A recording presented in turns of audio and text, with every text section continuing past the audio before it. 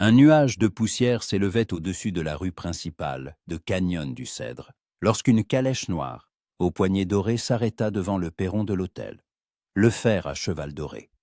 Le soleil de juillet frappait impitoyablement les pavés, et même les chiens cherchaient tant l'ombre sous les auvents en bois des magasins. L'air vibrait de chaleur mêlant l'odeur de la sueur des chevaux, de la poussière et du goudron des toits. Madame Célestine Dubois se tenait à la fenêtre du premier étage de son établissement, l'escarpin de diamant, observant l'agitation en bas à travers un rideau de dentelle. Ses doigts fins ornés de bagues d'émeraude écartaient légèrement le tissu. Célestine était une femme qui savait lire les gens au premier regard, et ses yeux gris étudiaient attentivement le grand homme en costume coûteux qui descendait de la calèche. Intéressant, pensa-t-elle en remarquant la qualité de ses bottes en cuir sombre et les boutons d'argent de son gilet. De tels hommes étaient rares à Canyon du Cèdre, et chacun d'eux pouvait signifier un bon profit pour son établissement.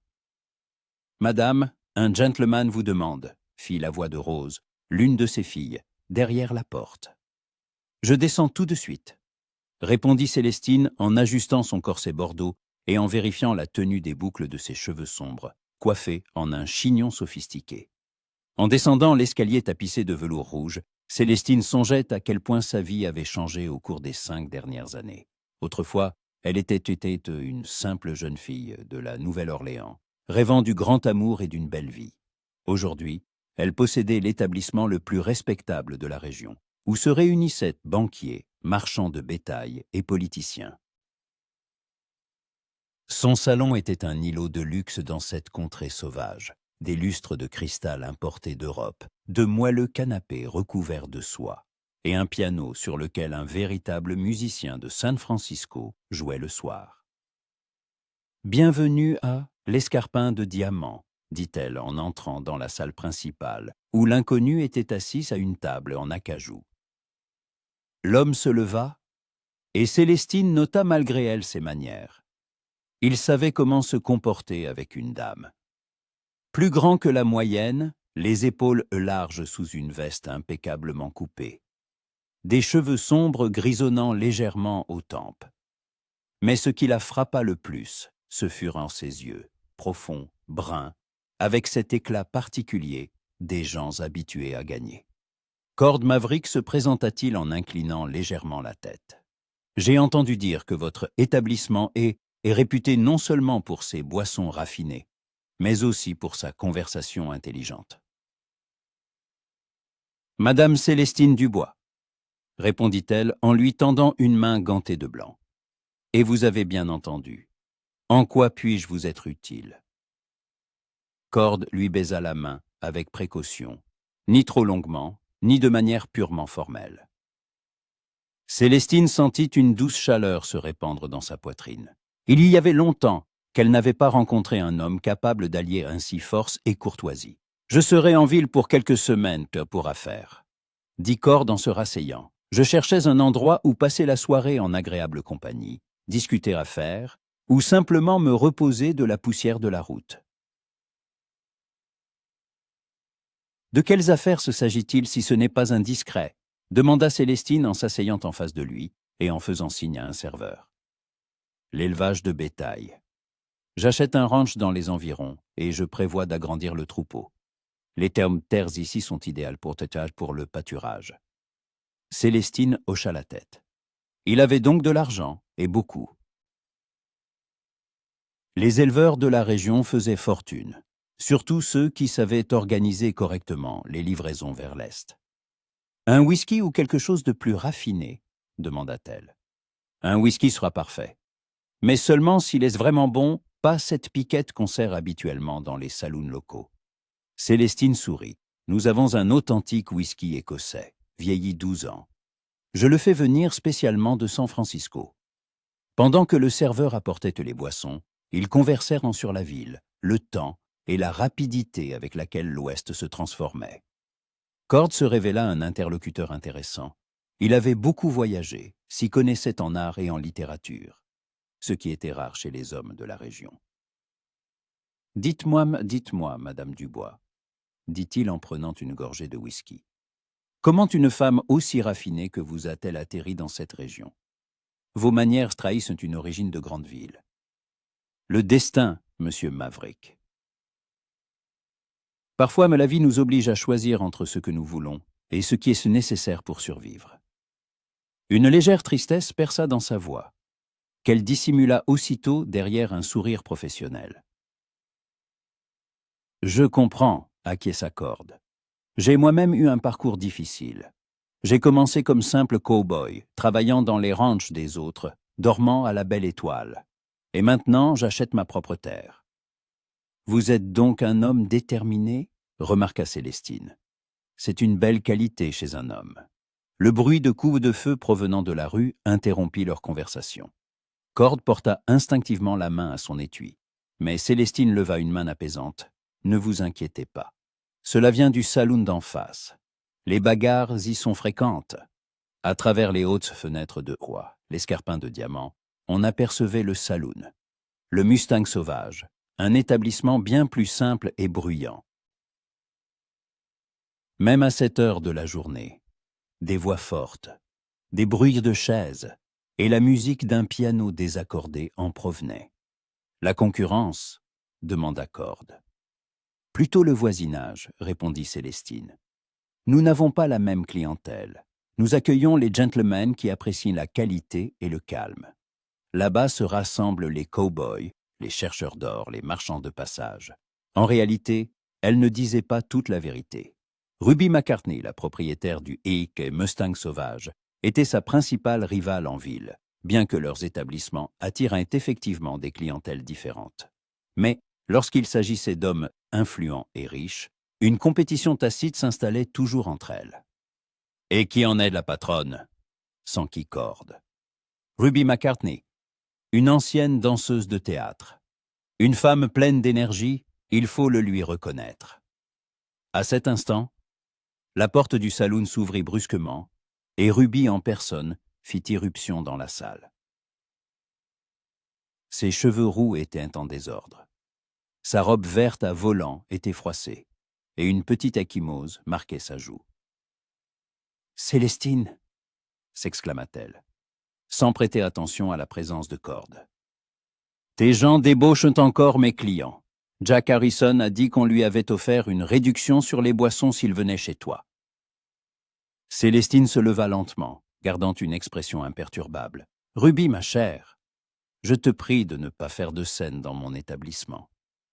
J'ai un invité. » Ce n'est qu'alors que Ruby remarqua Cord, qui observait la scène avec intérêt.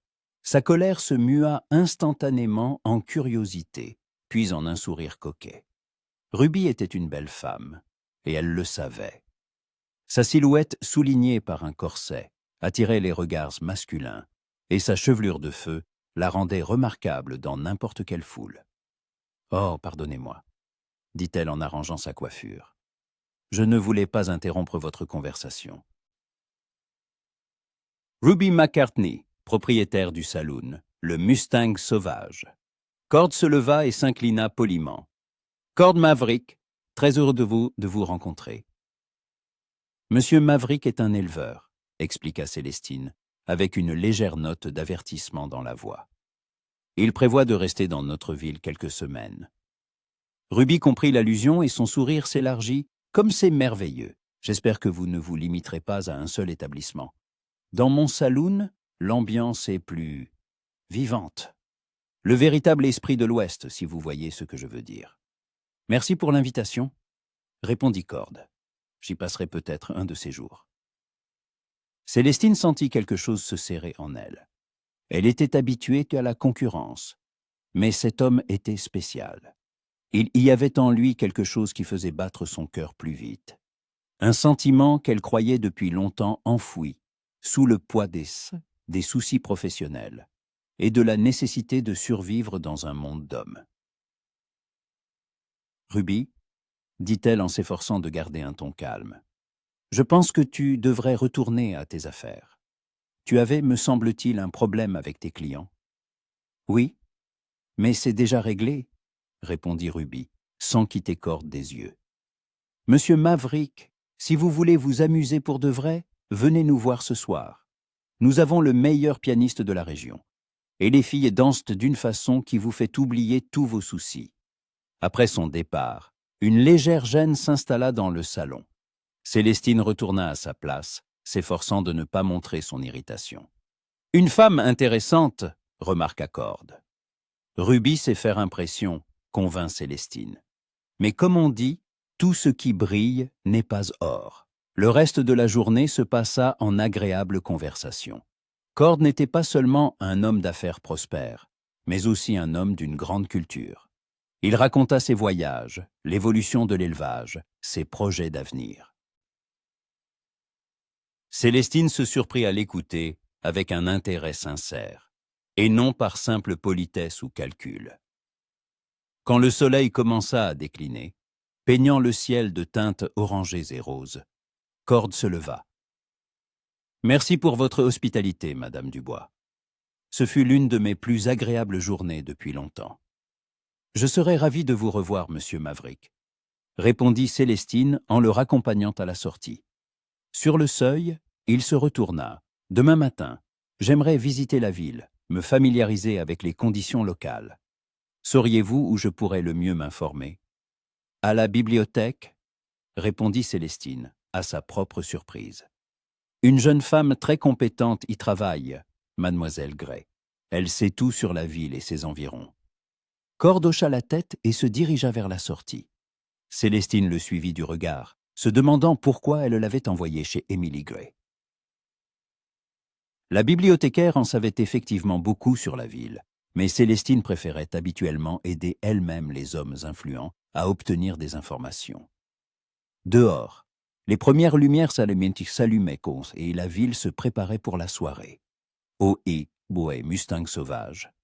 La musique résonnait déjà, tandis qu'à l'Escarpin de Diamant, les clients habituels commençaient à arriver.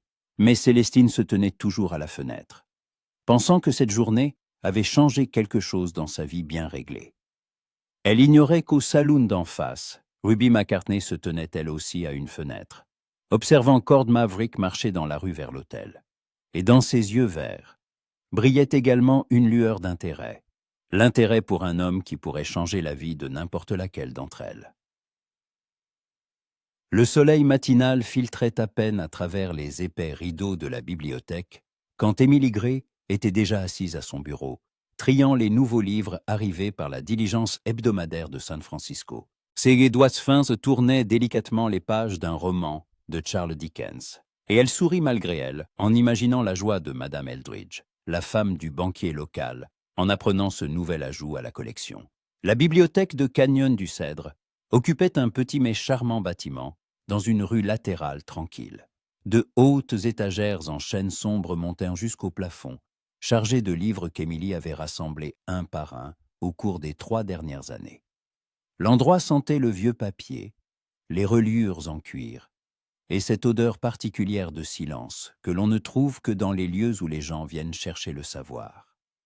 Émilie avait 24 ans, mais en paraissait moins. Elle relevait toujours soigneusement ses cheveux blonds en un chignon modeste et ses robes simples, grises ou brunes, soulignant sa beauté naturelle sans attirer l'attention. Derrière des lunettes rondes à fine monture se cachaient de grands yeux bleus, pleins d'intelligence et de bonté. Elle était arrivée à Canyon du Cèdre 3 ans plus tôt, de Boston, après la mort de son père, un professeur de littérature à l'université. L'héritage avait tout juste suffi pour le voyage et les premiers 6 mois, mais le conseil municipal cherchait justement une personne instruite pour organiser une bibliothèque.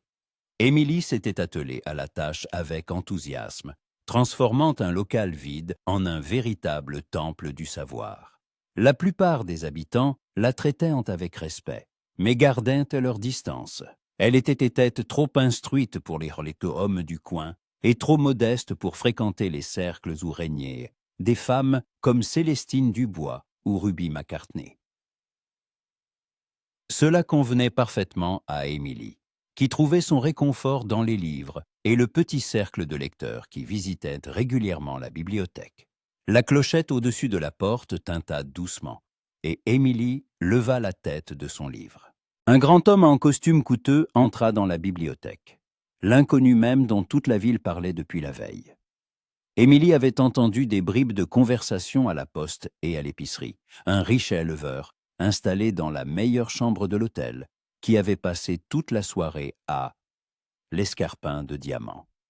« Bonjour », dit l'homme en retirant son chapeau.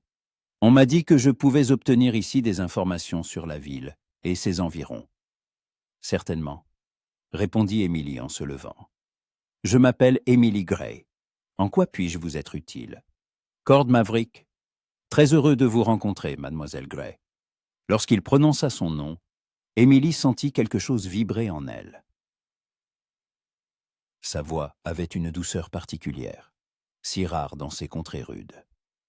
Les hommes ici parlaient généralement de manière brusque et directe, mais celui-ci parlait comme si son nom avait de l'importance.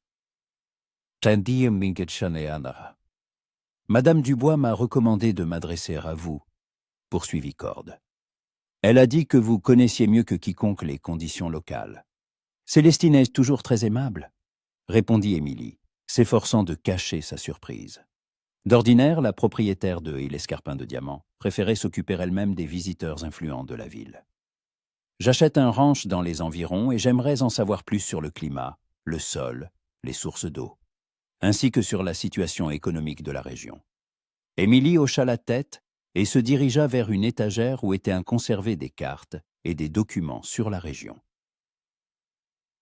Cord la suivit, et elle sentit malgré elle sa présence de tout son être, une odeur de bon savon et un subtil parfum de cuir, la chaleur émanant de sa silhouette.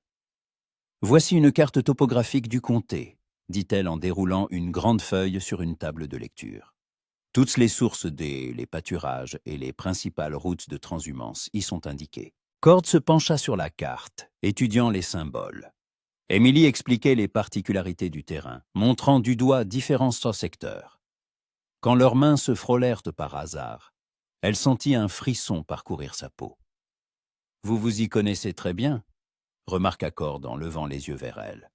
« Pour une bibliothécaire, vous avez des connaissances étonnamment approfondies sur l'élevage. » Émilie rougit légèrement. Quand on travaille dans la bibliothèque d'une petite ville, on doit étudier toutes sortes de sujets. Les gens posent nous des questions sur tout, de la culture du blé au traitement du bétail. J'essaie d'être utile. C'est une qualité admirable, dit Cord.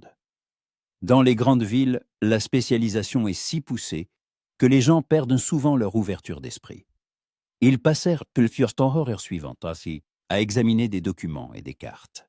Émilie décrivit les particularités climatiques de la région, les races de bétail les mieux adaptées aux conditions locales, les marchés et les voies de transport.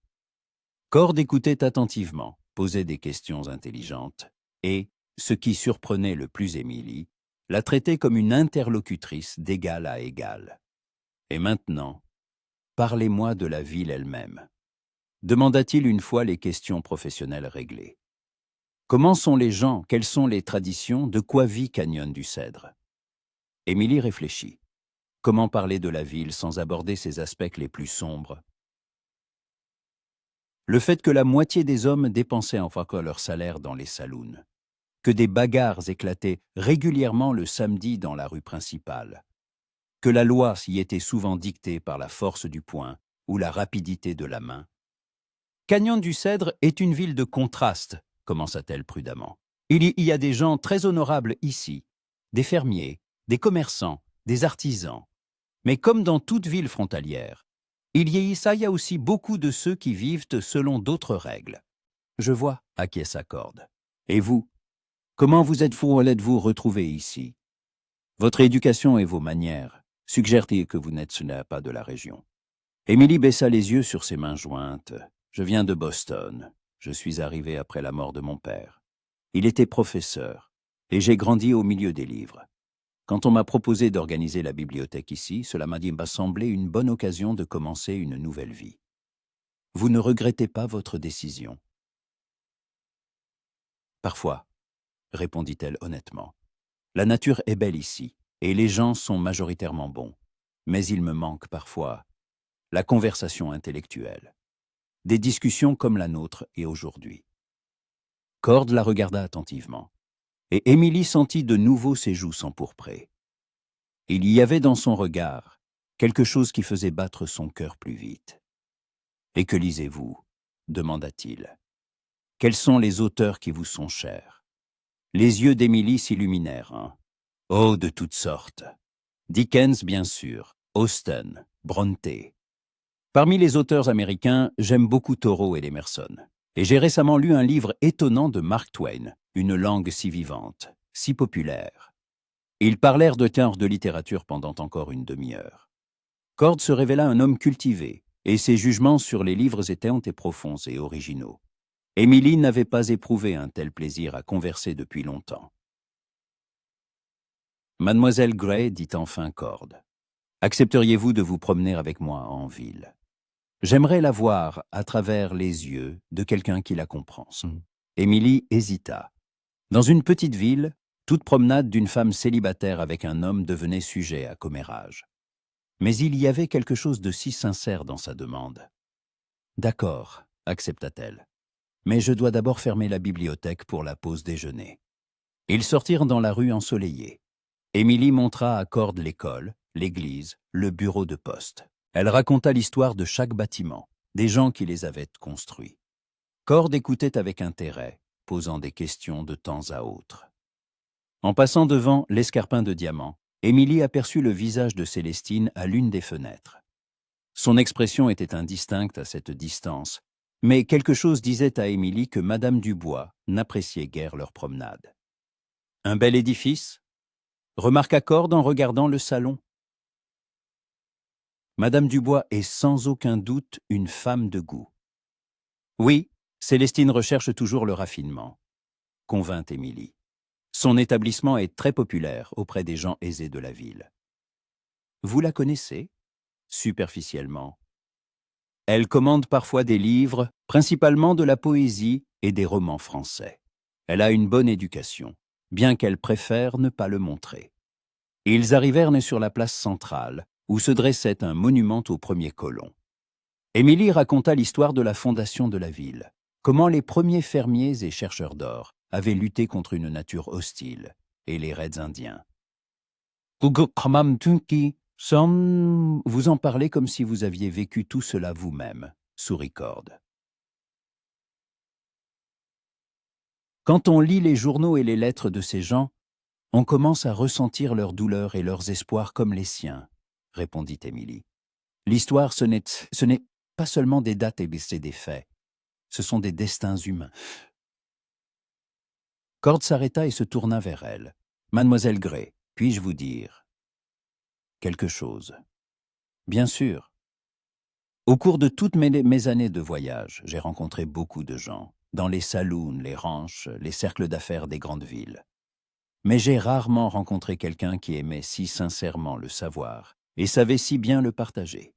Vous êtes une femme étonnante. » Émilie sentit un rougissement lui monter aux joues. « Vous êtes très aimable, monsieur Maverick. Mais je crains que la plupart des gens en ville me considèrent non simplement comme une vieille fille excentrique et obsédée par les livres. Alors la plupart des gens en ville sont des imbéciles, dit Cord avec fermeté. » À ce moment, ils entendirent un rire sonore et un claquement de talons. Sur le trottoir, Ruby McCartney s'approchait d'eux dans une robe rouge vif, bien trop décolletée pour une promenade en journée. À ses côtés marchaient deux filles de son saloon, Dolly et Suzanne. « Monsieur Maverick !» s'exclama Ruby. « Quelle agréable rencontre ! Et Mademoiselle Gray, bonjour. » Son ton, en s'adressant à Émilie, était poli, mais une lueur malveillante brilla dans ses yeux. Ruby évalua rapidement la situation, un homme riche en compagnie de la modeste bibliothécaire. « Vous explorez notre petite ville ?» poursuivit-elle en se rapprochant de Cord. « J'espère que Mademoiselle Gray vous a parlé de toutes nos attractions. »« Mademoiselle Gray est un excellent guide, » répondit Cord. « Elle en sait incroyablement long sur l'histoire et les particularités de la région. »« Oh oui, notre bibliothécaire est une véritable encyclopédie ambulante. » dit Ruby avec un sourire qui contenait plus de venin que de sucre. C'est juste que dans la vraie vie, le savoir des livres n'est pas toujours utile. Émilie serra les lèvres, mais ne répondit rien. Elle était habituée à ce genre de pique de la part de femmes comme Ruby, qui considéraient l'éducation comme un ornement inutile pour une dame. Monsieur Maverick, poursuivit Ruby, n'oubliez pas mon invitation. Ce soir, nous avons un célèbre chanteur de Sacramento qui se produit. Je vous promets que ce sera amusant. Merci, mademoiselle McCartney, répondit poliment Cord. Je réfléchirai à votre proposition. Après le départ de Ruby, une légère gêne s'installa entre Cord et Émilie. Émilie sentait que la magie de leur conversation était rompue, que la réalité de la ville, avec tous ses contrastes et ses contradictions, avait de nouveau envahi leur petit monde de compréhension mutuelle. « Il est temps pour moi de retourner à la bibliothèque, dit-elle. Après le déjeuner, les enfants viennent généralement pour la leçon de lecture. Bien sûr, acquiesça Cord. Merci pour cette merveilleuse promenade et toutes vos explications. Vous m'avez vraiment aidé à mieux comprendre cette ville. Ils rebroussèrent en chemin lentement. Devant la porte de la bibliothèque, Cord s'arrêta. « Mademoiselle Gray, pourriez-vous me recommander quelque chose à lire? Quelque chose qui m'aiderait à mieux saisir l'esprit de ces lieux ?»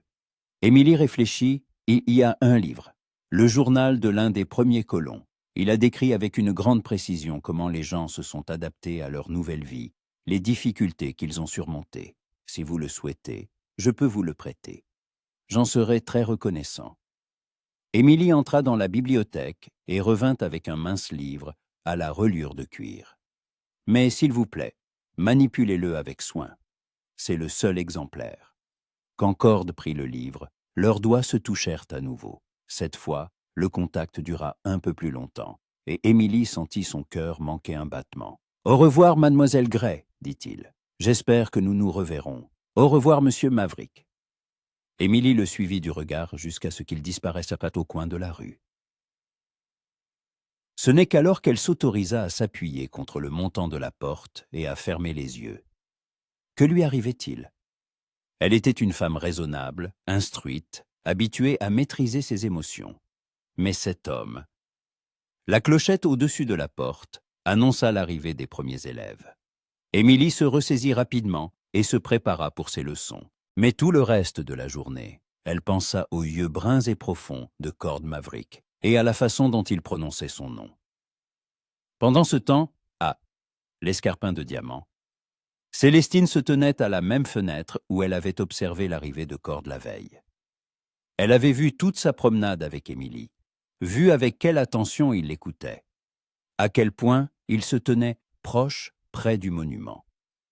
Et dans sa poitrine montait un sentiment inconnu et troublant, qu'elle préférait ne pas nommer. Les lumières du soir du Mustang sauvage scintillaient aux fenêtres, projetant des reflets jaunes sur la rue poussiéreuse. Les sons du piano et les rires parvenaient même de l'autre côté de la rue, où régnait une atmosphère plus feutrée à l'Escarpin de Diamant. Ruby McCartney se tenait derrière le comptoir du bar, polie jusqu'à l'éclat d'un miroir, et observait ses filles divertir les clients. Mais ses pensées étaient loin des préoccupations quotidiennes du saloon. Toute la journée, elle avait pensé à sa rencontre avec Cord Maverick et à la façon dont il se promenait avec cette souris de bibliothèque. Que pouvait-il bien trouver à Emily Gray? Bien sûr, la jeune fille était jolie, mais où était sa passion, son feu?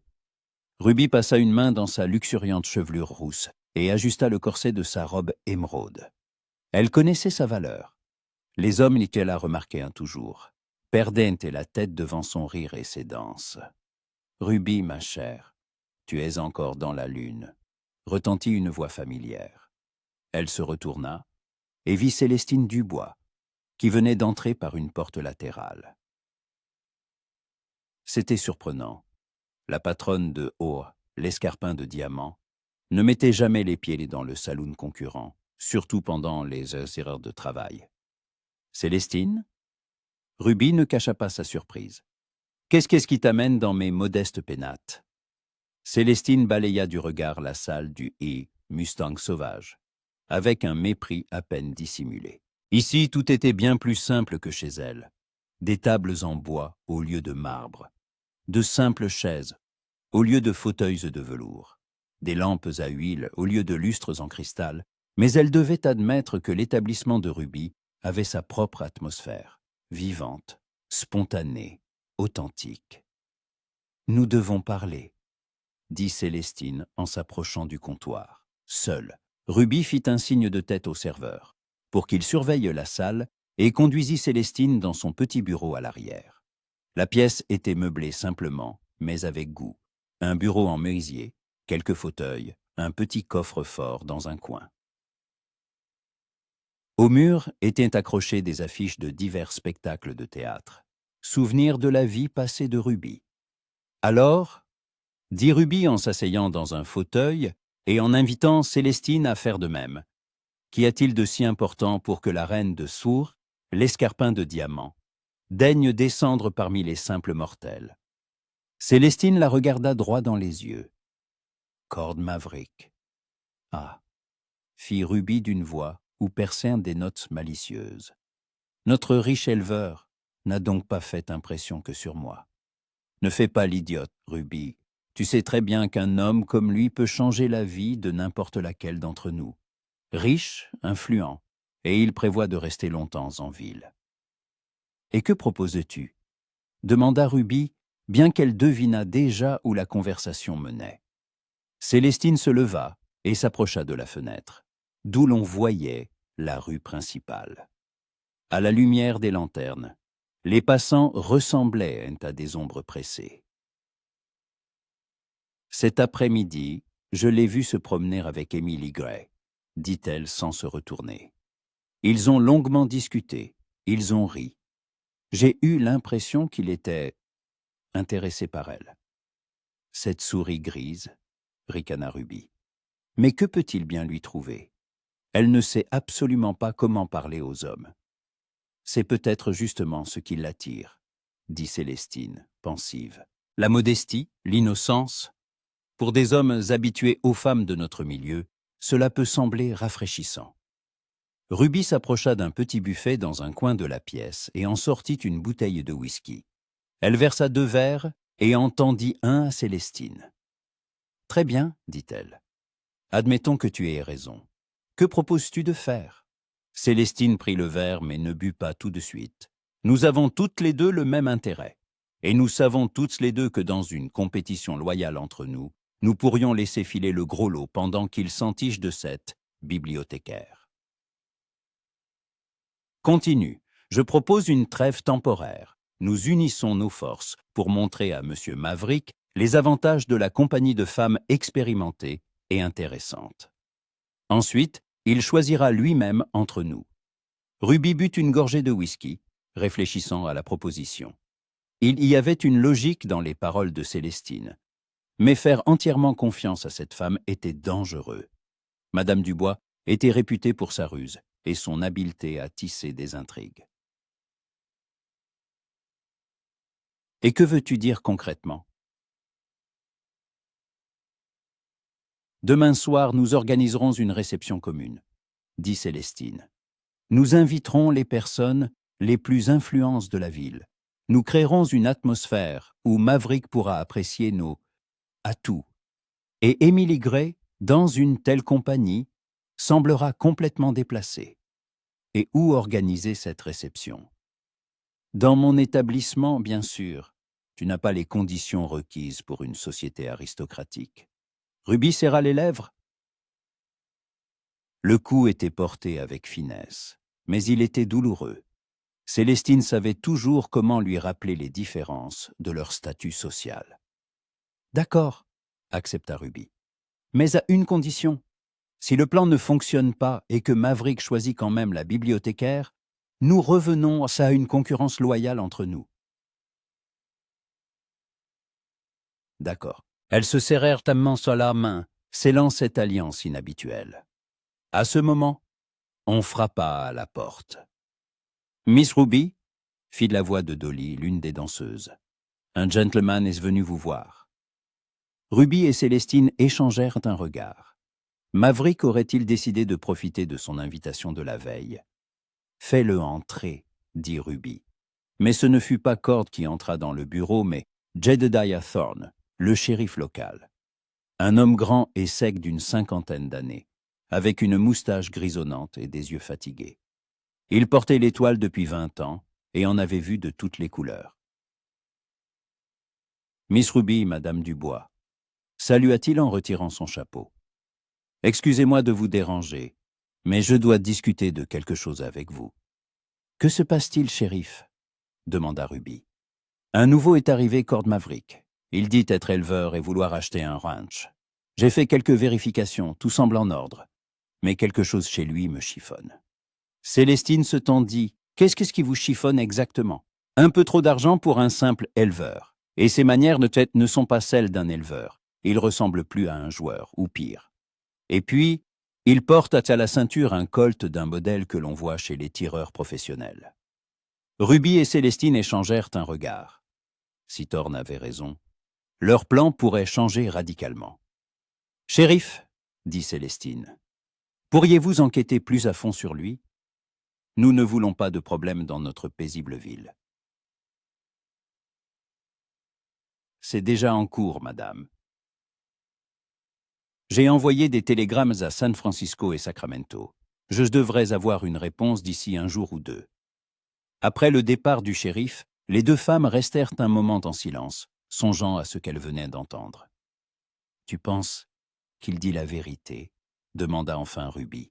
« Thorne se trompe rarement sur les gens, » répondit Célestine. « Mais même si Maverick n'est pas celui qu'il prétend être, cela ne change rien à nos plans. Un riche aventurier peut être encore plus intéressant qu'un honnête éleveur. » Pendant ce temps, à la bibliothèque, Émilie était assise à la lueur d'une lampe à pétrole, triant sa correspondance. La journée de travail était terminée depuis longtemps, mais elle n'était pas pressée de rentrer dans son petit appartement au-dessus de l'atelier de couture. Ici, au milieu des livres, elle se sentait plus sereine. Toute la journée, ses pensées étaient revenues à sa rencontre matinale avec Cord Maverick.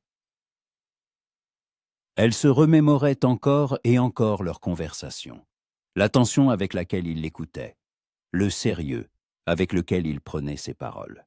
Personne ne l'avait traité avec un tel respect depuis longtemps. Émilie comprenait qu'elle commençait à éprouver pour cet homme des sentiments qui ne pourraient lui apporter que de la douleur. Les hommes de son rang ne liaient pas leur vie à des bibliothécaires de province. Il avait probablement été simplement poli avec elle, comme un homme bien élevé se doit de l'être avec n'importe quelle dame. Des bruits de pas sur le perron interrompirent dans ses réflexions. Quelqu'un frappa à la porte. 3 coups brefs et assurés. « Qui est là ?» demanda Émilie. « Cord Maverick. Pardonnez-moi de vous déranger si tard, mademoiselle Gray, mais j'ai vu de la lumière aux fenêtres et j'ai pensé que vous n'étiez pas encore partie. » Émilie arrangea rapidement sa coiffure et déverrouilla la porte. Cord se tenait sur le seuil, le livre à la main, celui qu'elle lui avait prêté le matin même. « Monsieur Maverick !» s'exclama-t-elle. « Y a-t-il un problème avec le livre ?»« Non, tout va bien, » sourit-il. « Je voulais simplement vous remercier. C'est une lecture fascinante. L'auteur décrit les premières années de la colonie avec une telle vivacité qu'on se sent partie prenante de ces événements. « Entrez, je vous en prie, » dit Émilie en s'écartant. « Ne restez pas sur le seuil. » Cord entra dans la bibliothèque. À la lumière de la lampe, son visage paraissait particulièrement séduisant et ses yeux encore plus sombres et profonds. « Je voulais vous demander quelque chose, » dit-il. « Le journal mentionne un ancien sentier indien qui mène à un lac de montagne. Existe-t-il encore ?»« Oui, bien sûr, » répondit Émilie. « Le lac des larmes est un endroit magnifique. Les Indiens le considéraient comme sacré. On dit que son eau a des vertus curatives. Est-ce loin d'ici ? Environ 1 heure à cheval. Le sentier commence derrière la limite nord de la ville, près d'un vieux chêne au tronc fendu par la foudre. Cord s'approcha de la carte murale et repéra l'endroit indiqué. Mademoiselle Gray, dit-il sans se retourner, accepteriez-vous de me montrer le chemin vers ce lac, demain, si le temps le permet? Émilie sentit son cœur s'emballer. Une excursion au lac prendrait toute la journée, et il serait complètement seul. Je ne sais pas, balbutia-t-elle. C'est assez loin et, si votre réputation vous inquiète, nous pouvons emmener un chaperon, dit Cord en se tournant vers elle. Bien que je doive admettre que j'aurais aimé parler avec vous du livre et de bien d'autres choses sans oreilles indiscrètes. Il y avait dans sa voix quelque chose qui poussa Émilie à lever les yeux vers lui. Ce qu'elle vit dans son regard la laissa sans voix. Ce n'était pas de la simple politesse ou un intérêt passager.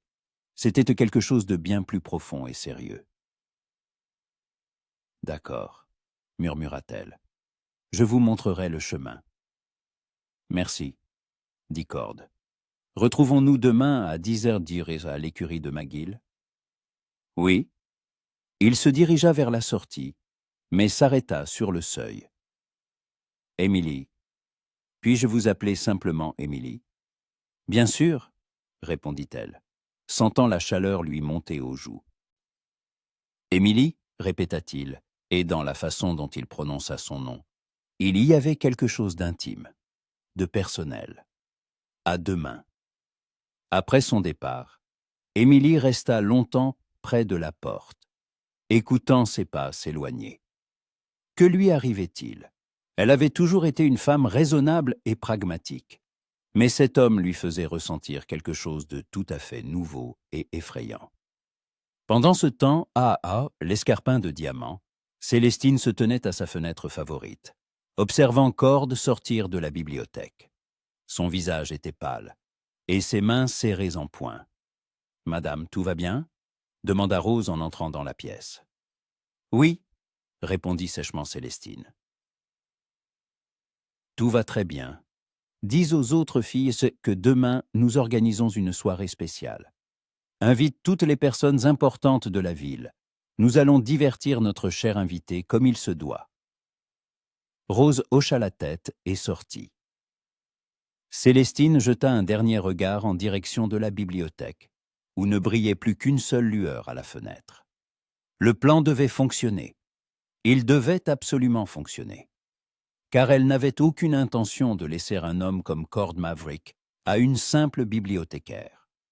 L'aube teinta le ciel au-dessus de canyons du cèdre de douces nuances roses et dorées. L'air était frais et vif, chose rare en plein été, mais une pluie nocturne avait apporté une fraîcheur bienvenue. Émilie se tenait devant le miroir de sa petite chambre, essayant de décider quoi porter pour son excursion au lac. Elle passa en revue toutes ses robes 2 fois. Les robes de travail grises et brunes étaient trop sombres pour une journée si spéciale. La seule robe claire, bleue, avec de la dentelle blanche au col, semblait trop habillée pour une promenade à cheval. Finalement, elle opta pour une simple robe couleur lavande, ni trop stricte, ni trop voyante. Son cœur battait si fort qu'Émilie craignait qu'on puisse l'entendre. Jamais auparavant, elle n'était allée seule avec un homme dans un endroit aussi isolé que le lac des Larmes. Que penseraient et en seraient les gens? Que dirait Madame Wilkins, sa logeuse, si elle l'apprenait? Mais elle se souvint du regard de Cord la veille, de la façon dont il avait prononcé son nom, et tous ses doutes s'évanouirent. Il est si rare que quelque chose de vraiment important et de beau se produise dans la vie. Pouvait-elle laisser passer une telle occasion à cause des commérages? À 9h30, Émilie était déjà à l'écurie du vieux McGill. Cord n'était pas encore arrivé, et elle admirait avec plaisir les chevaux dans leur box. Elle n'avait pas eu beaucoup d'occasions de monter à cheval ces dernières années, mais dans son enfance, lorsque son père l'emmenait l'été chez son oncle dans le Connecticut, elle avait passé de nombreuses heures en selle. « Bonjour, Émilie. » Elle se retourna et vit Cord, menant par la bride 2 chevaux, un grand étalon noir et une élégante jument alezane. « Bonjour, » répondit-elle, s'efforçant de cacher son trouble. Quels beaux chevaux. McGill m'a assuré que cette pouliche était la plus calme et la plus fiable de son écurie, dit Cord en caressant l'encolure de la jument. Elle s'appelle Mélodie. C'est un joli nom, sourit Émilie en tendant la main vers le museau de la jument. Mélodie renâcla amicalement et se frotta contre sa paume. Cord aida Émilie à monter en Amazone, et ses mains sur sa taille firent manquer quelques battements à son cœur. Il le fit avec une telle aisance et un tel tact qu'elle se sentit plus en confiance. Ils quittèrent la ville par un sentier menant au nord. Le soleil matinal séchait progressivement la rosée sur l'herbe, et l'air se remplissait des parfums des fleurs des champs et des pins. Les chevaux avançaient d'un pas tranquille, laissant aux cavaliers le loisir d'admirer la beauté de la nature environnante. « C'est si beau ici », dit Cord en contemplant les douces collines couvertes d'herbes dorées. « Dans les grandes villes, on oublie ce que peut être la nature. » « Vous avez beaucoup voyagé dans les grandes villes ?» demanda Émilie.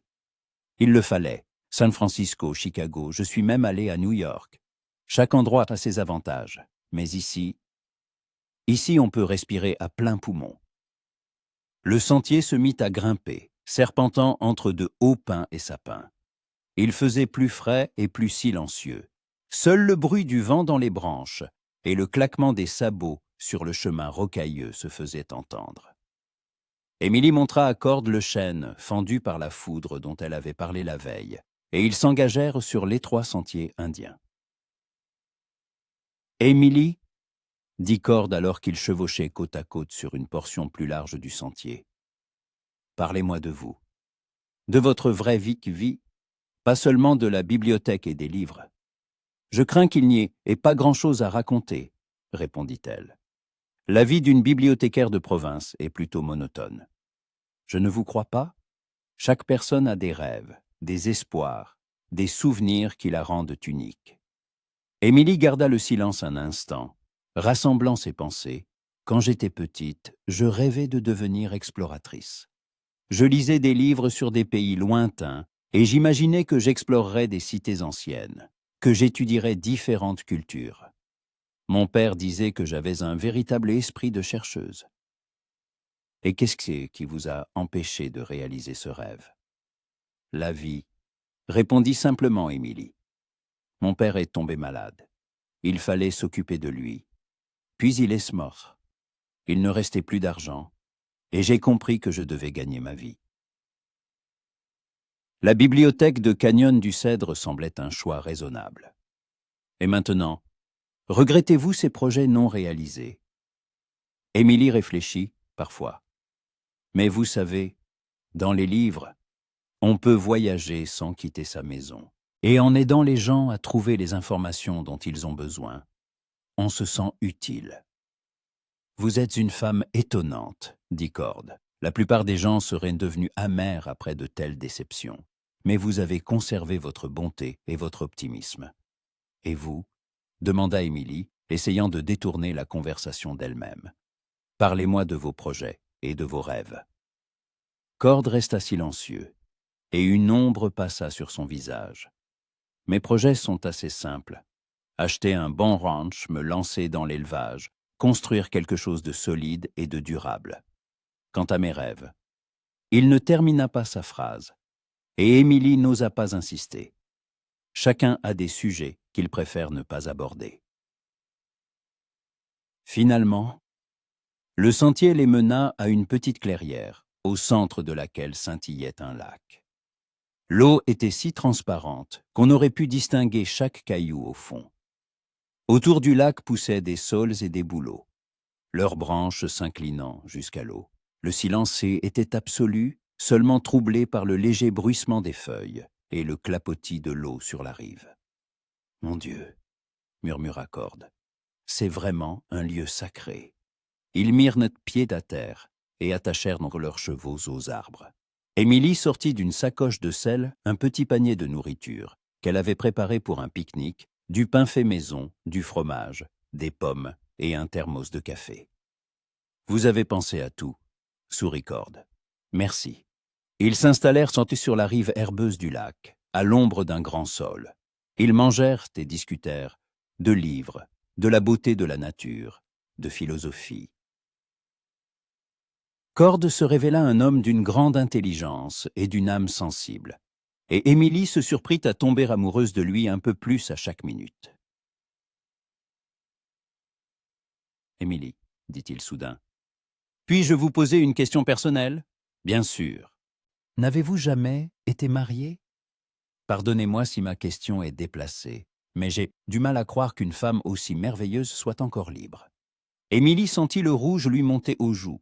Il y a eu des propositions, mais quelque chose a toujours fait obstacle. Soit les hommes ne me semblaient pas être les bons, soit les circonstances étaient défavorables. Ou peut-être attendiez-vous simplement la bonne personne. Il y avait dans sa voix quelque chose qui la poussa à lever les yeux et à croiser son regard. Ce qu'elle y vit la laissa sans voix. Cord la regardait comme si elle était la plus belle femme du monde. « Émilie, dit-il doucement, je dois vous dire quelque chose d'important. » Mais ses paroles furent interrompues par le bruit de voix et de sabots qui approchaient. Plusieurs cavaliers se frayaient un chemin à travers les fourrés en direction du lac. Cord se leva rapidement et fit instinctivement un pas en avant, protégeant Émilie. 3 hommes à cheval sortirent des fourrés. Émilie les reconnut. C'étaient les frères Harrison, propriétaires d'un petit ranch dans les environs. Jack, Tom et le plus jeune, Billy. Ils n'avaient pas la meilleure des réputations. Ils aimaient boire, se battaient souvent. Et des rumeurs couraient tant sur leurs liens avec des voleurs de chevaux. « Tiens, tiens, tiens, » dit Jack, l'aîné des frères, avec un sourire narquois. « Regardez qui nous trouvons ici. La fille au livre s'amuse avec le nouveau. »« Bonjour, messieurs, » dit Cord poliment, mais sa voix avait une tonalité d'acier. « Un temps magnifique pour une promenade, n'est-ce pas ? Magnifique, en effet, » ricana Tom. « Surtout pour des rencontres aussi romantiques. » Émilie sentit la honte la gagner. C'était exactement ce qu'elle craignait, les commérages, les sous-entendus, les plaisanteries vulgaires. « Monsieur Harrison, dit-elle en s'efforçant de garder sa dignité, nous explorons simplement les curiosités locales. Monsieur Maverick s'intéresse à l'histoire de la région. »« L'histoire, tu dis ?» s'esclaffa Billy. « On dirait plutôt que vous explorez autre chose. » Cord fit un pas en avant, sa main effleurant la crosse de son revolver. « Je pense, messieurs, qu'il est temps pour vous de poursuivre votre chemin. Les dames ne devraient pas avoir à entendre des remarques grossières. »« Oh là, fit Jack, le nouveau a du caractère. Et si on n'a pas envie de partir ?» L'atmosphère devint instantanément tendue. Émilie vit les épaules de Cord se raidir, l'expression de son visage changer. Il n'y avait plus aucune trace du gentleman courtois. C'était un homme dangereux, prêt à se battre. « Alors vous aurez affaire à moi, » dit-il à voix basse. Mais chaque mot sonnait comme une menace. Les frères Harrison échangèrent un regard. Ils avaient l'habitude d'intimider les habitants pacifiques, mais quelque chose dans l'attitude de l'étranger les fit réfléchir. Le fait que sa main repose sur son étui avec une telle assurance, comme s'il savait s'en servir rapidement, était particulièrement troublant. « Allez, ça va, » dit finalement Jack. « On voulait juste plaisanter. Amusez-vous bien. » Ils firent demi-tour et disparurent dans les fourrés. Cord les suivit du regard, ne se détendant que lorsque le bruit des sabots se fut estompé au loin. « Pardonnez-moi, » dit-il en se tournant vers Émilie. « J'espère que ces rustres ne vous ont pas trop contrarié. »« Non, tout va bien, » répondit-elle, mais sa voix tremblait. « Merci de m'avoir défendu. » Cord s'approcha et lui toucha doucement la main. « Émilie, écoutez-moi. Ce qu'ils ont dit, ce n'est pas vrai. Notre excursion ici est parfaitement innocente, et toute personne décente le comprend. »« Je sais, » murmura-t-elle. « Mais maintenant, des rumeurs vont courir dans toute la ville. Alors donnons-leur un sujet de conversation qui soit digne de respect, » dit Cord avec détermination. Il s'agenouilla devant elle, et Émilie sentit son cœur prêt à bondir de sa poitrine. « Émilie Gray ?» dit-il solennellement. « Accepteriez-vous de devenir ma femme ?» Le monde s'arrêta autour d'elle. Le lac, les arbres, le ciel, tout disparut, Il ne restait que ses yeux sombres, pleins d'espoir et de tendresse. « Cord, murmura-t-elle, nous nous connaissons depuis seulement 2 jours. Parfois 2 jours comptent plus que 2 ans, dit-il. J'ai compris que vous étiez la femme que j'ai cherchée toute ma vie. Intelligente, bonne, sincère. Avec vous, je ne me sens pas seulement un homme riche, mais un homme tout court. Mais vos projets, vos affaires. Mes projets vous incluent, Émilie. Je ne veux pas seulement construire un ranch, mais un foyer. Un vrai foyer, où vivra la femme que j'aime. » Le mot « aime » résonna comme un coup de cloche. Émilie le regardait, se demandant si ce n'était pas un rêve. Était-il possible qu'un homme comme lui l'aime, elle, une simple bibliothécaire? « Oui, murmura-t-elle.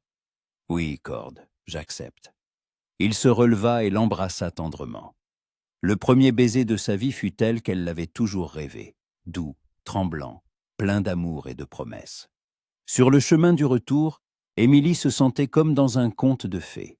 Elle aurait un mari, une famille, une nouvelle vie. Pourtant, au fond de son cœur, un pressentiment s'agitait. Tout cela n'était-il pas trop rapide et trop beau pour être vrai? Pendant ce temps, l'escarpin de diamant, les préparatifs pour la réception du soir battaient leur plein. Célestine vérifiait personnellement la mise en place des tables, la disposition des fleurs, la qualité des vins. Ce soir-là, elle devait montrer à Cord Maverick tous ses charmes et son pouvoir de séduction. Elle ignorait que ses plans étaient déjà désespérément en retard, et qu'à cet instant même, l'homme de ses rêves chevauchait vers la ville, tenant par la bride le cheval de la femme qui venait d'accepter de devenir son épouse. La nouvelle des fiançailles de Cord Maverick et d'Emily Gray se répandit dans Canyon du Cèdre comme une traînée de poudre. Le soir venu, on en parlait dans chaque maison, chaque boutique, chaque saloon. Les réactions allaient de la surprise sincère à une jalousie à peine dissimulée. Célestine la prit par Rose, qui accourut dans son bureau à bout de souffle. « Madame, avez-vous entendu la nouvelle? Monsieur Maverick a demandé la main de la bibliothécaire. On dit que c'était au bord du lac des larmes, à genoux. » Le verre de vin en cristal glissa des mains de Célestine et se brisa sur le sol, laissant sur le tapis une tache rouge semblable à la du sang. Elle regarda les éclats, incapable de prononcer un mot. « Madame, » appela doucement Rose. « Tout va bien? »« Tout va très bien, » dit Célestine d'un ton glacial. « Nettoie ça et laisse-moi seule. » Une fois la jeune femme partie, Célestine s'effondra dans son fauteuil et ferma les yeux. La douleur dans sa poitrine était si vive qu'elle pouvait à peine respirer. Ce n'était pas seulement la déception d'une occasion manquée, c'était quelque chose de bien plus profond. Pour la première fois depuis des années, elle se sentait véritablement rejetée, inutile. Cord Maverick n'était pas seulement un homme riche qui pouvait lui assurer sécurité et confort. Il était le seul qui avait fait battre son cœur plus vite, qui lui avait rappelé la jeune fille de la Nouvelle-Orléans qui, autrefois, croyait en l'amour et au bonheur. On frappa à la porte, interrompant ses pensées. Ruby entra, et son visage montrait qu'elle aussi était au courant. « Alors » dit-elle en s'asseyant en face d'elle, « notre plan a échoué avant même d'avoir commencé. » « On dirait bien, » répondit sèchement Célestine. « Cette maudite souris s'est montrée plus rusée que nous ne le pensions, » poursuivit Ruby. « Elle nous l'a enlevée sous le nez pendant que nous échafaudions nos plans sophistiqués. »« Ruby, » dit Célestine en levant les yeux vers elle, « et si ce n'était pas encore la fin? De quoi parles-tu » Célestine se leva et s'approcha de la fenêtre. Dans la rue, les lumières du soir s'allumaient et la ville se préparait pour la nuit. Mais ses pensées étaient ailleurs. « Les fiançailles ne sont pas encore le mariage, » dit-elle lentement. « Beaucoup de choses peuvent se passer entre des fiançailles et le chemin vers l'autel. » « Célestine, je n'aime pas l'expression de ton visage, » s'inquiéta Ruby. « Tu ne penses tout de même pas à quelque chose d'extrême? » « Bien sûr que non, » répondit Célestine. Mais sa voix avait des accents métalliques. « Je pense simplement que M. Maverick devrait connaître la vérité sur sa fiancée avant de lier sa vie à la sienne. » « Quelle vérité? » Émilie est une fille respectable. Tout le monde le sait. Respectable, ricana Célestine. Une femme célibataire part avec un homme dans un endroit isolé, passe toute la journée seule avec lui et revient fiancée. Cela semble suspect. Ruby la regarda attentivement. Qu'as-tu en tête? Rien de spécial. Je pense juste que les citoyens respectables de la ville devraient savoir quelles mœurs règnent dans leur bibliothèque. Mademoiselle Gray travaille avec des enfants, après tout. Ne se comporte-t-elle pas un peu trop librement pour un poste aussi responsable? Célestine, c'est ignoble, dit Ruby. Cette fille n'a rien fait de mal. Elle a volé l'homme qui aurait dû être la moi. Les mots lui échappèrent avant qu'elle ne puisse les retenir. Ruby haussa les sourcils, surprise. À toi? Depuis quand? Nous nous étions mis d'accord sur une concurrence loyale si le plan échouait. Et le plan a échoué à cause d'elle, répondit froidement Célestine. Maintenant, excuse-moi, je dois parler à quelqu'un. Après le départ de Ruby, Célestine resta longtemps assise dans son bureau, peaufinant son plan. Il fallait agir avec finesse, sans laisser de traces qui pourraient remonter jusqu'à elle. Et elle savait par qui commencer. Madame Prudence Wilkins était la plus grande commère de Canyon du Cèdre. Épouse du juge local, elle considérait de son devoir de veiller à la moralité de tous les habitants. De plus, elle était présidente du comité des dames qui supervisait le travail de la bibliothèque. Le lendemain matin, Célestine rendit visite à Madame Wilkins sous prétexte de discuter d'un bal de charité. La vieille dame la reçut dans son salon, orné de multiples bibelots et de photographies encadrées. « Chère Madame Dubois, » gazouillait Madame Wilkins en servant le thé, « comme c'est aimable à vous de passer. J'ai si rarement l'occasion de converser avec une femme instruite. »« Le plaisir est partagé, Madame Wilkins, » répondit Célestine. « D'ailleurs, j'ai entendu une nouvelle surprenante concernant notre Mademoiselle Gray. Des fiançailles, quel heureux événement. »« Oh oui, » s'anima la vieille dame. « Bien que, je doive l'admettre, cela se soit produit de manière assez soudaine. Ils ne se connaissent que depuis quelques jours. C'est précisément ce qui m'inquiète, soupira Célestine. Vous comprenez, Monsieur Maverick, c'est l'un de mes clients, et je me sens une certaine responsabilité pour son bien-être. Je crains qu'il ne se soit précipité. Dans quel sens? Eh bien, Célestine baissa la voix jusqu'à un murmure confidentiel. Hier, ils ont passé toute la journée seuls, dans un lieu très isolé. Il est possible que Mademoiselle Gray ait, comment dire cela délicatement, profité des circonstances pour contraindre ce gentleman à une demande en mariage. Les yeux de Madame Wilkins s'illuminèrent d'un intérêt malsain. Vous voulez dire? Je ne veux rien dire du tout, s'empressa de nier Célestine. Je pense simplement que pour la réputation de notre bibliothèque, où vont des enfants, il est important de s'assurer de la conduite irréprochable de sa directrice. Après cette conversation, Madame Wilkins ne put penser à rien d'autre.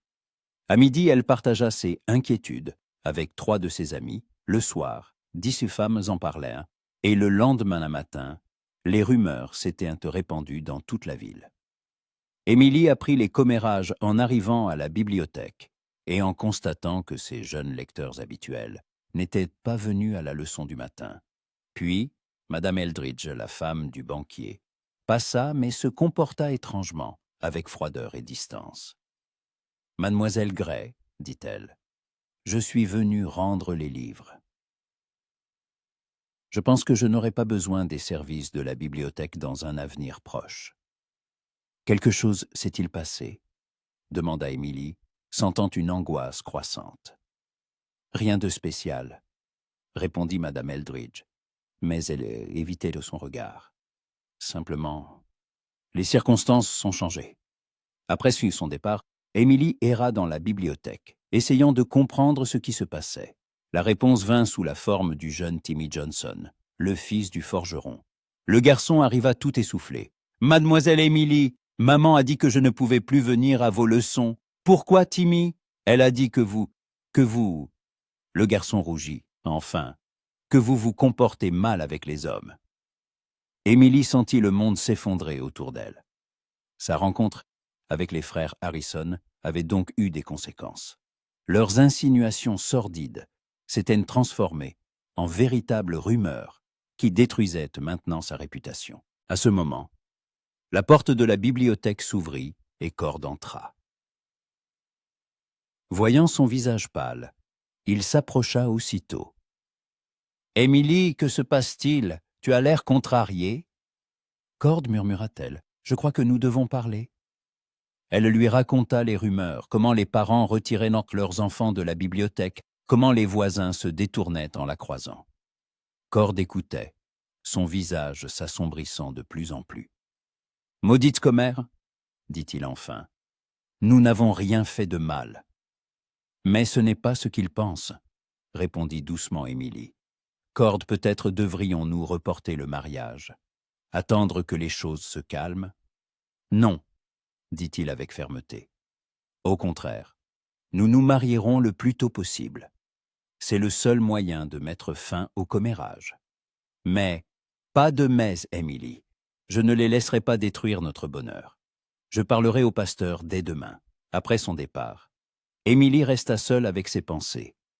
Elle essaya de lire, de s'occuper de ses tâches habituelles, mais ne parvenait pas à se concentrer.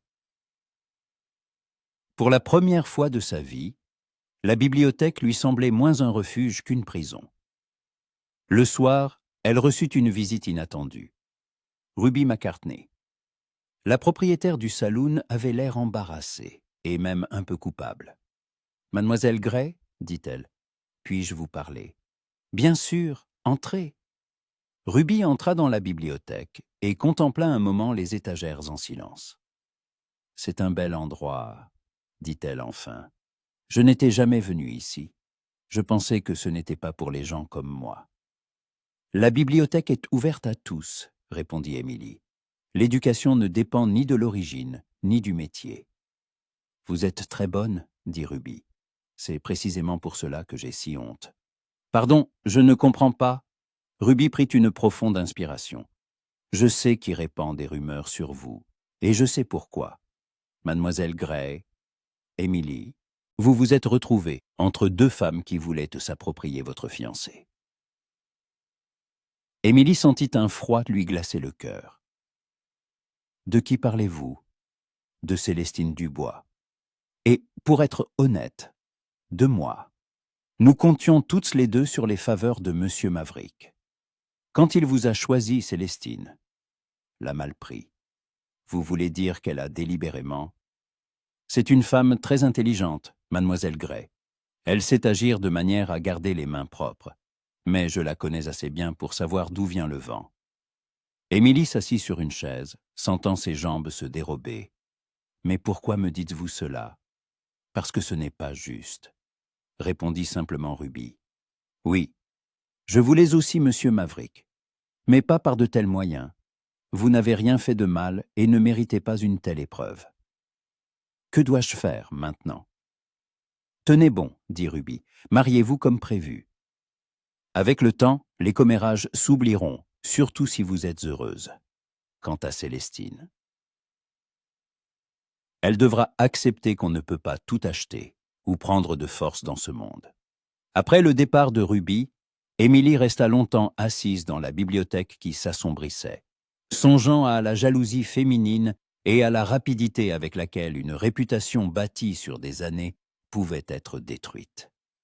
Mais peu à peu, une résolution se renforça dans son cœur. Elle ne laisserait pas les mauvaises langues détruire son bonheur. Cord l'aimait, et c'était plus important que tous les commérages du monde. Pendant ce temps, à Haut-des-l'Escarpin de Diamant, Célestine se tenait à sa fenêtre, observant les lumières dans les fenêtres de la bibliothèque. Le plan fonctionnait. Toute la ville parlait de la conduite inappropriée de mademoiselle Gray. Mais pour une raison quelconque, la victoire avait un goût amer. Peut-être parce qu'elle savait que même si Émilie était déshonorée et chassée, Cord Maverick ne deviendrait jamais son homme. Certaines pertes ne peuvent être compensées par la souffrance des autres. Le matin du mariage accueillit Canyon du Cèdre avec des nuages gris et une pluie fine.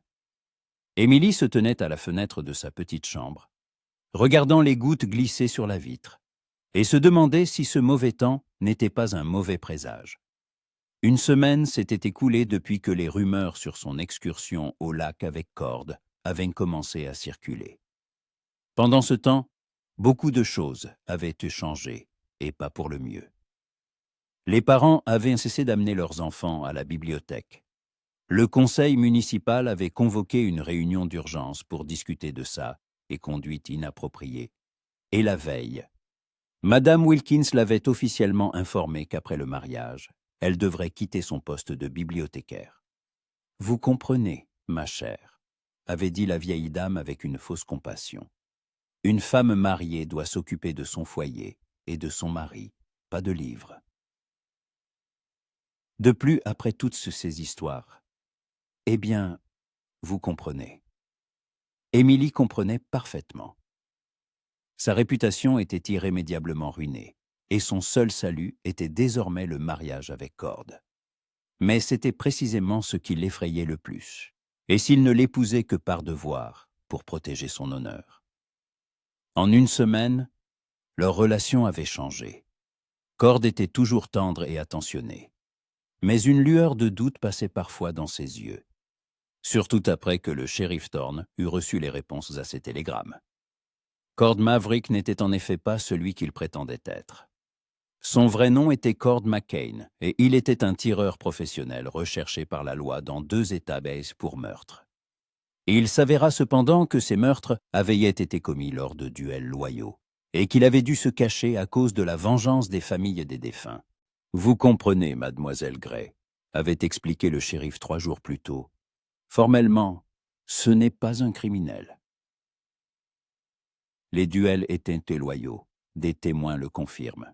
Mais les familles des Quammen, hommes tués, ont mis sa tête à prix.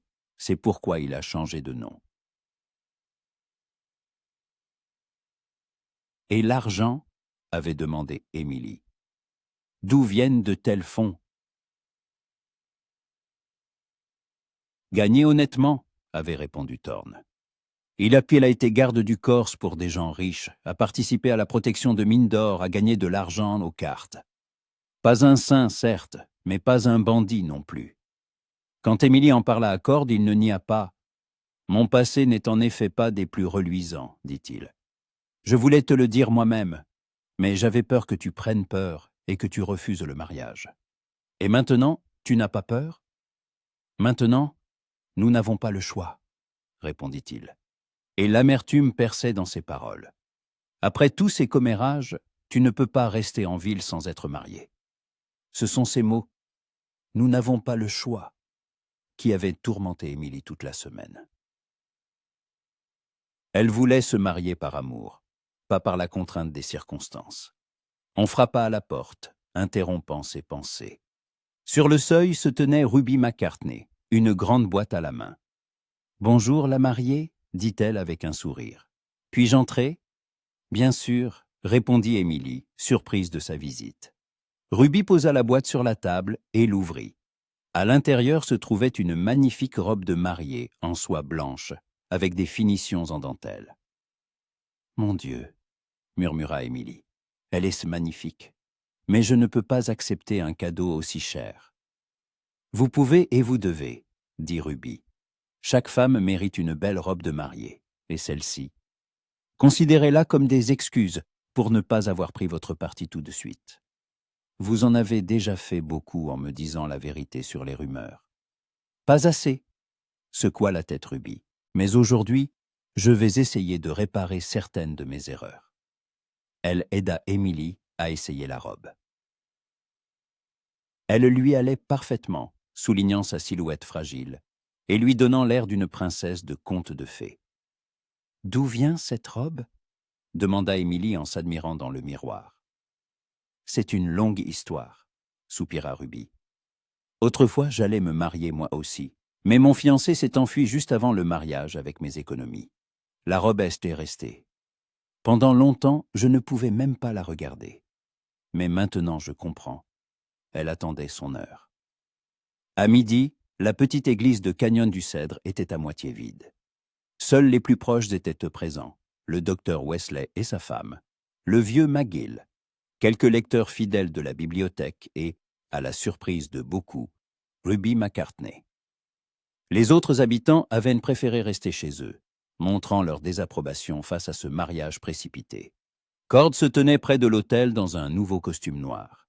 Il était beau et élégant, mais Émilie remarqua la tension dans sa posture, la méfiance dans son regard. Même à l'église, il surveillait instinctivement les entrées et les sorties, l'habitude d'un homme accoutumé au danger. Le pasteur, le révérend McClelland, célébra la cérémonie avec retenue mais solennité. Au moment de prononcer les vœux, la voix d'Émilie tremblait d'émotion, tandis que Cord parlait d'une voix basse mais ferme. « Émilie, consentez-vous à prendre cet homme pour légitime époux, à l'aimer dans la joie et dans la peine, dans la richesse et dans la pauvreté, dans la santé et dans la maladie, jusqu'à ce que la mort vous sépare. »« Je le veux, » murmura Émilie. « Et Cord, consentez-vous à prendre cette femme pour légitime épouse, à l'aimer dans la joie et dans la peine, dans la richesse et dans la pauvreté, dans la santé et dans la maladie, jusqu'à ce que la mort vous sépare. »« Je le veux, » répondit Cord en lui passant au doigt un simple anneau d'or. « Je vous déclare, mari et femme, ce que Dieu a uni que l'homme ne le sépare pas. » Le baiser fut doux et prudent, comme s'ils craignaient tous deux de briser la fragilité de l'instant. Lorsqu'ils sortirent de l'église, la pluie avait cessé, et les premiers rayons de soleil perçaient à travers les nuages.